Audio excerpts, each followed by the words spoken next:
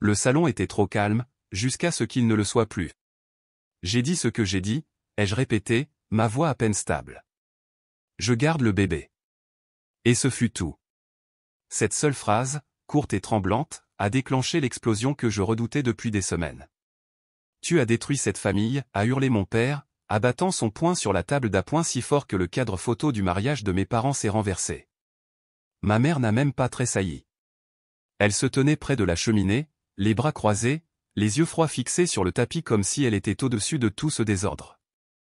Mon frère, Adam, s'appuyait contre la rampe de l'escalier, observant la scène comme si c'était un film, comme si je n'étais qu'un rebondissement qui se résoudrait en quelques pauses publicitaires. Je me tenais au centre de tout cela, 17 ans, effrayé, enceinte, et complètement seul dans une maison qui ne m'avait jamais vraiment semblé être la mienne. La voix de mon père s'est brisée de rage. Je t'ai tout donné, tes études, ta voiture, un toit au-dessus de ta tête. Et c'est comme ça que tu nous rembourses? En te faisant engrosser par un moins que rien, une racaille de la rue. Tu nous as fait honte, Amber. J'ai senti les mots me frapper en pleine poitrine, mais je n'ai pas bougé. Mes mains étaient serrées le long de mon corps, mes lèvres tremblaient, mais mes yeux étaient secs. J'avais fini de pleurer. Je n'ai plus besoin de rien de votre part, ai-je dit doucement. Tu as sacrément raison. Il est passé devant moi en trombe, disparaissant dans le couloir. Une seconde plus tard, j'ai entendu la porte du placard s'ouvrir avec fracas. Non, attends, papa, ai-je haleté, courant après lui juste au moment où il sortait ma valise du placard du hall. Peu lui importer qu'elle ne soit pas faite. Peu lui importer le bébé qui grandissait en moi ou le fait qu'il neigeait dehors. Il l'a lancé. Simplement comme ça, la valise a rebondi sur les marches du porche, sa fermeture éclair s'ouvrant d'un coup, et mes vêtements se sont répandus dans le froid. Dehors. Je suis resté là, figé, mon souffle formant un nuage dans l'air hivernal. Je me suis retourné et j'ai regardé ma mère une dernière fois. Elle n'avait toujours pas bougé, pas d'un centimètre. J'ai souri à travers mes larmes, à travers l'humiliation, à travers mon cœur brisé. Un jour, ai-je murmuré, vous le regretterez. Et je suis parti, enceinte, sans abri, mais pas brisé. Pas encore. J'ai dormi dans ma voiture la première nuit. La deuxième nuit, j'ai pleuré dans mon manteau dans un restaurant ouvert 24 heures sur 24 jusqu'à ce qu'une serveuse âgée nommée Ruby me glisse un bol de soupe et me murmure « Reviens demain. On trouvera une solution ». Ruby est devenue mon premier miracle. Elle m'a trouvé un travail à la plonge, payé au noir. Ce n'était pas grand-chose, mais c'était assez pour m'en sortir. J'ai loué une chambre dans une pension délabrée près de la gare routière. Les murs étaient fins et le chauffage fonctionnait à peine, mais j'étais en sécurité. Et mon bébé? Il a donné son premier coup de pied 3 semaines plus tard alors que j'étais assise par terre à trier des bons de réduction. Ce minuscule frémissement m'a semblé être l'univers me disant que j'avais fait le bon choix. Je l'ai appelé Noah, et à partir de ce moment, je me suis juré de lui donner tout ce que je n'avais jamais eu, peu importe ce que cela me coûterait, même si je devais devenir quelqu'un de complètement nouveau pour y parvenir. 15 ans plus tard, je me tenais devant la même maison qui m'avait chassé. Même volet, même balancelle sur le porche, même fissure dans l'allée. Noah se tenait à côté de moi, plus grand que moi maintenant, calme et silencieux comme toujours. Il portait le blazer bleu marine qu'il avait choisi lui-même. L'épinglette en argent sur sa poitrine brillait sous le soleil de l'après-midi. « Tu es prêt ?» ai-je demandé. Il a hoché la tête, ajustant ses poignets. « Oui, allons-y. » J'ai appuyé sur la sonnette. Des bruits de pas, puis la porte s'est ouverte. Mon père, plus âgé, plus mince, les cheveux grisonnants sur les tempes. Il a ouvert la bouche, puis s'est figé. Ses yeux sont passés de moi à Noah, et il a failli s'effondrer.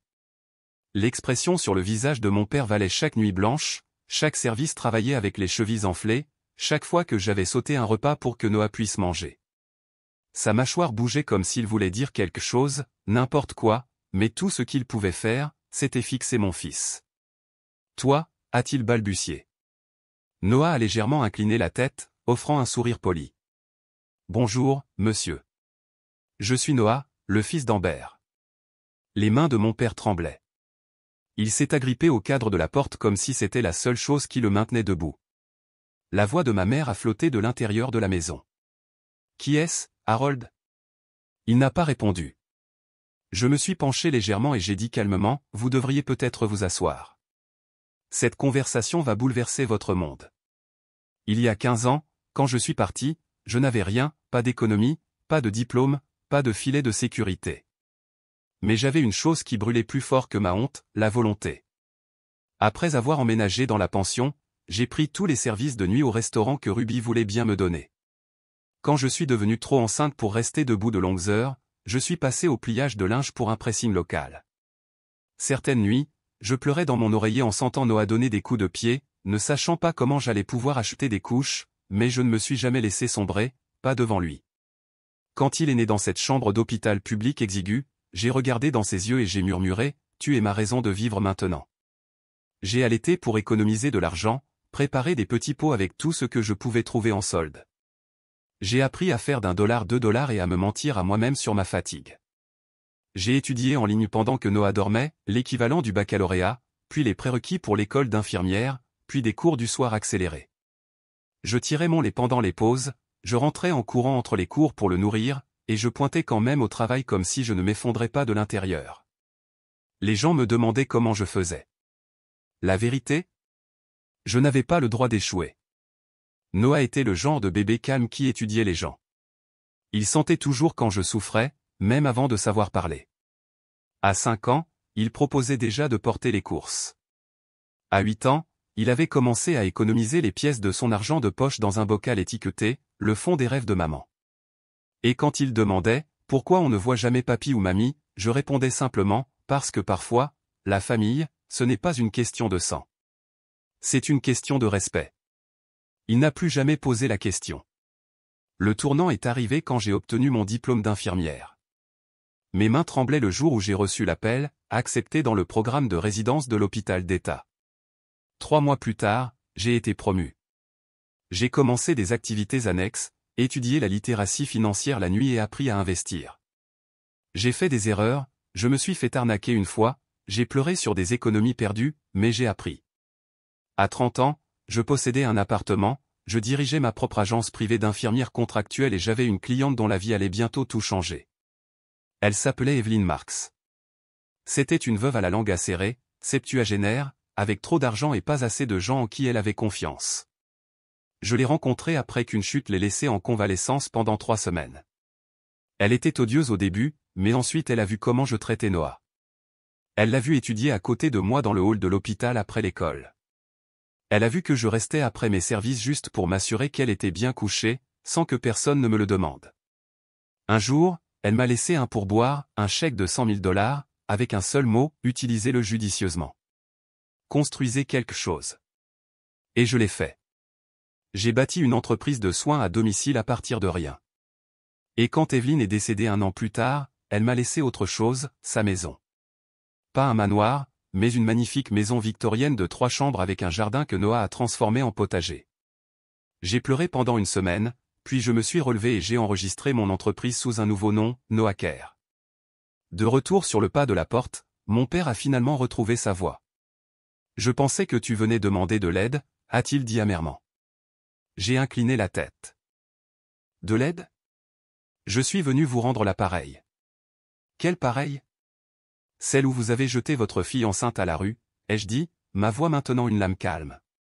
Sauf que maintenant, je suis ici en tant que présidente directrice générale de l'agence de santé privée à la croissance la plus rapide de l'État. Il a cligné des yeux. « Tu es quoi ? » Ma mère est apparue, et la couleur a quitté son visage. Elle a eu le souffle coupé, se tenant la poitrine. « Amber ? » ?»« Salut, maman, » ai-je dit d'un ton neutre. Elle a ensuite regardé Noah. « Et voici mon fils, votre petit-fils. Celui que vous avez qualifié des erreurs avant même qu'il ne soit né. » Sa bouche s'est ouverte, mais aucun mot n'est sorti. Puis Noah s'est avancé et lui a tendu une petite enveloppe. Elle l'a ouverte. À l'intérieur, une invitation, Noah West, discours du major de promotion, 14 mai, 14 h, lycée d'honneur de l'État. Ses lèvres ont tremblé. Il est le premier de sa classe, ai-je dit. Bourse complète pour l'université Columbia, en génie biomédical. Son rêve ? Développer des prothèses neuroréactives pour les vétérans. Silence. Et puis j'ai prononcé les mots que j'avais attendus 15 ans pour dire, vous avez dit que j'avais détruit cette famille, mais la vérité, c'est que je me suis sauvé d'une famille. Ma mère fixait l'invitation en silence, ses doigts parfaitement manucurés tremblant autour du papier au bord doré. Les bords frémissaient comme des feuilles dans une tempête. Tu ne nous as jamais rien dit, a-t-elle finalement marmonné. J'ai eu un petit rire. Vous dire quoi? Que la fille que vous avez reniée a élevé un jeune homme meilleur que vous n'auriez jamais rêvé de l'être? Mon père, toujours agrippé au cadre de la porte comme s'il pouvait disparaître sous lui, a ricané. Tu penses que le succès efface ce que tu as fait? Je me suis approché, le regard fixe. Ce que j'ai fait, c'est survivre.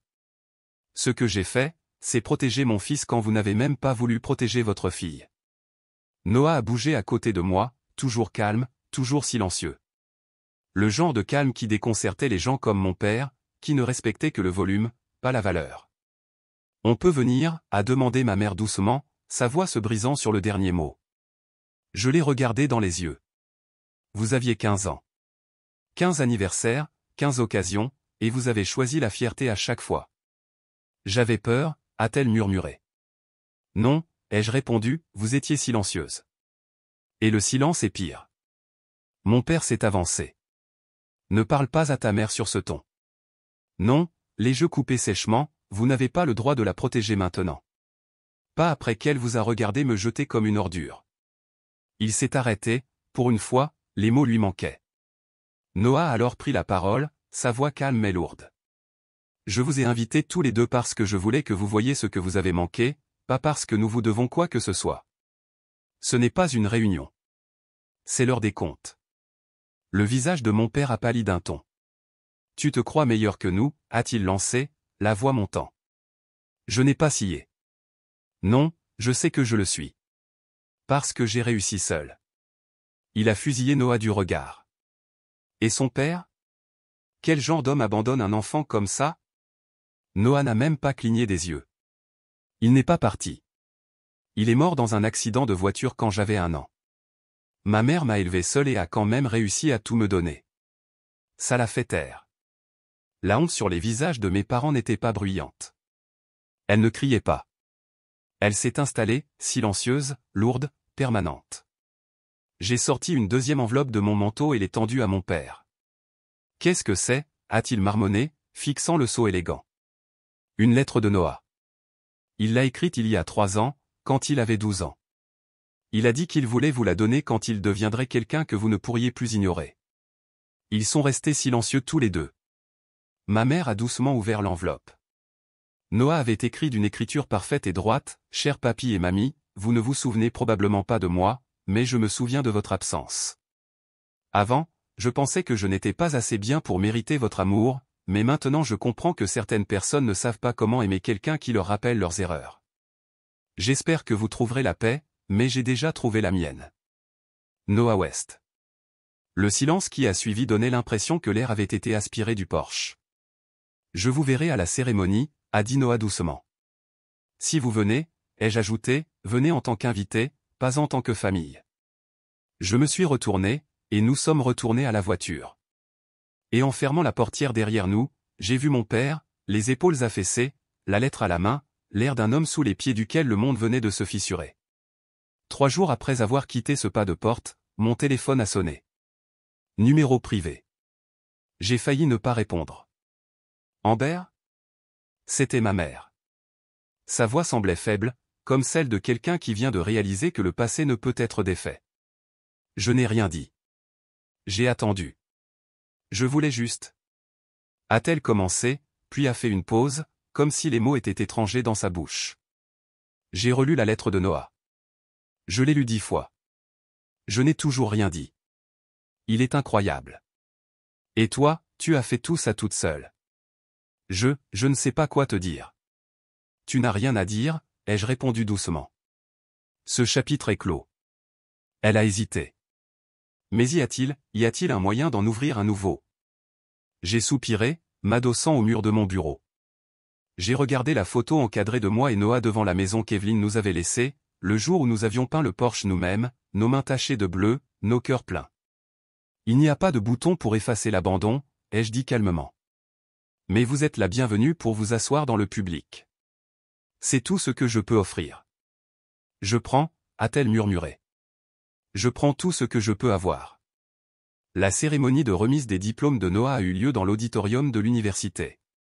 Des centaines de familles fières, des appareils photos, des bouquets de fleurs, des étudiants nerveux ajustant leurs toches. Je l'ai regardé monter sur scène confiant, grand, les yeux concentrés et ma poitrine s'est gonflée au point d'en être douloureuse. Quand il s'est approché du micro pour son discours de major de promotion, la salle s'est tue. Je veux parler de l'échec, a-t-il commencé. Mon cœur a raté un battement. Pas du mien. De celui de ma mère, a-t-il dit, provoquant des murmures de surprise. Puis il a souri. Ou du moins, c'est ce que tout le monde lui disait qu'elle était destinée à devenir. Une jeune fille de 17 ans avec un bébé et aucun soutien familial. Tout le monde s'attendait à ce qu'elle abandonne, se contente de peu, s'efface. La foule s'est penchée en avant.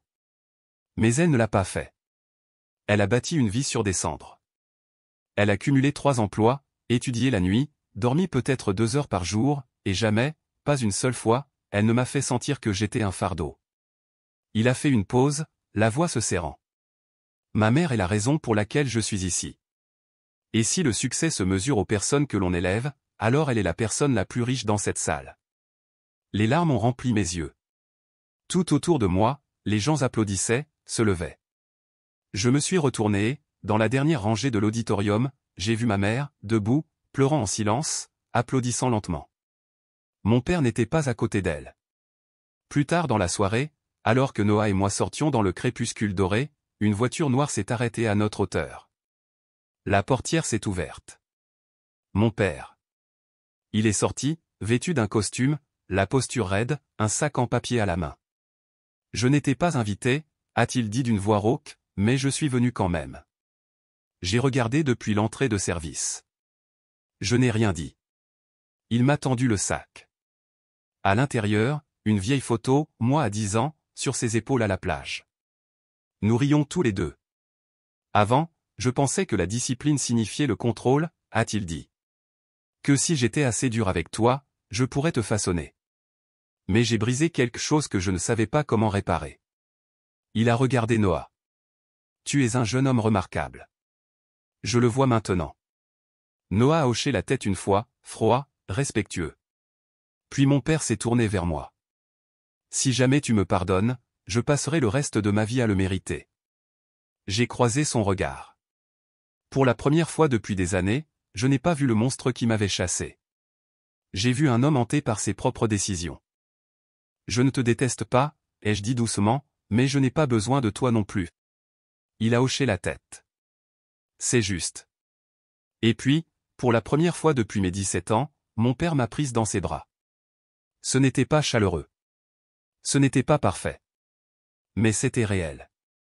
2 semaines plus tard, la balancelle du Porsche grinçait sous le poids de Noah alors qu'il lisait l'épais dossier d'accueil de Columbia. J'étais assise en face de lui, un café à la main, regardant le garçon que j'avais élevé devenir lentement l'homme qu'il avait toujours été destiné à être. « Tu es nerveux ?» ai-je demandé. Il a levé les yeux et a souri. Pas vraiment. Je me sens prêt. J'ai hoché la tête, clignant des yeux pour retenir l'émotion qui montait dans ma poitrine. Tu le es. Cet après-midi-là, nous sommes allés à la maison que je n'avais pas visitée depuis plus d'une décennie, sauf une fois sur ce pas de porte froid. Cette fois, nous nous sommes garés dans l'allée comme si nous y appartenions, car maintenant c'était le cas. Ma mère nous a accueillis à la porte. Elle semblait plus petite que dans mes souvenirs, le temps avait émoussé son tranchant. À l'intérieur, la table était déjà mise. Pas somptueuse, pas formelle, juste sincère. J'ai fait ton plat préféré, a-t-elle dit maladroitement, en regardant Noah. Enfin, j'ai essayé. Il a souri. Je suis sûr que c'est délicieux. Au milieu du dîner, elle a pris ma main. Je sais que je ne mérite pas ta confiance, a-t-elle dit, la voix tremblante, mais j'aimerais essayer. J'ai manqué tant d'années. Je ne veux pas manquer le reste. Je n'ai pas répondu tout de suite. Je ne suis pas la fille que tu as laissée dans la neige, ai-je dit enfin. Je suis une mère, une femme d'affaires, une survivante. Tu es plus que ça, a-t-elle murmuré. Tu es tout ce que j'aurais aimé avoir le courage d'être. Les larmes coulaient librement maintenant, les siennes, pas les miennes. Parce que pour une fois, je ne me sentais pas brisée. Je me sentais entière. Un mois plus tard, alors que j'aidais Noah à faire ses valises pour l'université, il a brandi une vieille photo qu'il avait sortie de mon tiroir, une de moi le tenant bébé, les yeux fatigués mais brillants. « Tu ne m'as jamais dit à quel point ça avait été dur », a-t-il dit. « Tu n'avais pas besoin de le savoir », ai-je répondu. « Tu avais besoin de vivre, pas de porter ma douleur. » Il a de nouveau étudié la photo, puis m'a regardé. « Tu es la personne la plus forte que j'ai jamais rencontrée. » J'ai souri. C'est parce que j'avais quelqu'un pour qui valait la peine de se battre. Avant de partir, il m'a donné une simple feuille de papier pliée, manuscrite. « Maman, je sais que tu dis que je t'ai sauvé, mais la vérité, c'est que tu nous as sauvés tous les deux. Merci de n'avoir jamais renoncé à moi, même quand tout le monde avait renoncé à toi. » Et maintenant, Noah est parti construire l'avenir, une équation, une invention à la fois. Il appelle tous les dimanches, me parle de la vie en résidence universitaire, des professeurs et de la fille qui lui prépare des biscuits tous les vendredis. Quant à moi, Noah Care s'est étendu à 3 autres États. Nous fournissons désormais des services à domicile à plus de 3000 familles. Et la semaine dernière, j'ai embauché une nouvelle directrice de terrain, une mère célibataire, récemment abandonnée, à vif, en souffrance. Je l'ai regardée dans les yeux pendant l'entretien et j'ai dit, « J'ai été là où vous êtes, et je vous promets que ça ne s'arrête pas là. » Parce que parfois, la meilleure vengeance, c'est de devenir la personne qu'ils disaient que vous ne pourriez jamais être, et de les laisser vivre assez longtemps pour en être témoin.